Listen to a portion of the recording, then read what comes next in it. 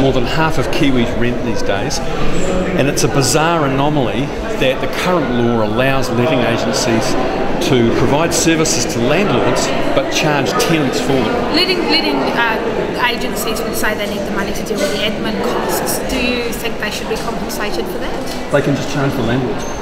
So you think landlords should be the ones to pay it rather than... Yeah, I mean, I don't know any other area of the law where two parties can contract for the provision of services and then charge a third party.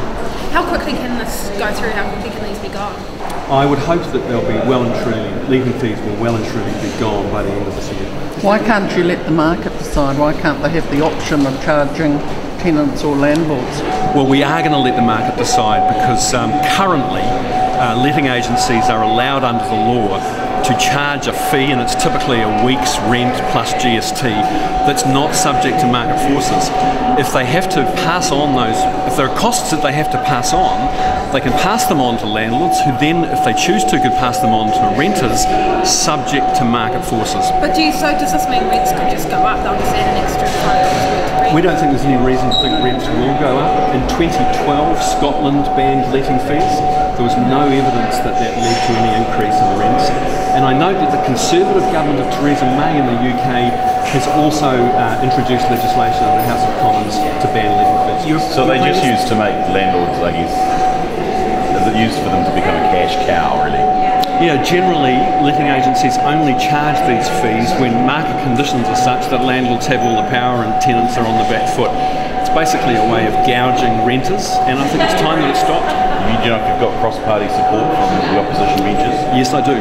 Well, not from the opposition benches. I don't know that yet, but I know that I'm confident that we'll have support from the government support parties. You're confident or you have it? We have it. Yeah, we have it. Why are you doing this? What's that, Jane? What's the timetable for the regional tax to be implemented? So we expect to have the legislation passed and Auckland Council empowered to implement the tax by July 1. And how do you think motorists are going to take that tax? I think Aucklanders are going to be happy that they've finally got a government that's serious about fixing the gridlock on the roads in Auckland. We know in Auckland something's got to change. We know it's going to cost money, and our government's rolling up its sleeves and getting on with the job. Why wasn't this part of the tax working group? It's something that we signalled throughout last year and throughout the election campaign that we were going to do. How much revenue do you expect it's going to generate?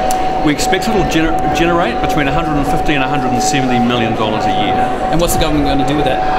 Well, it's revenue. We're empowering Auckland Council to implement this regional fuel tax.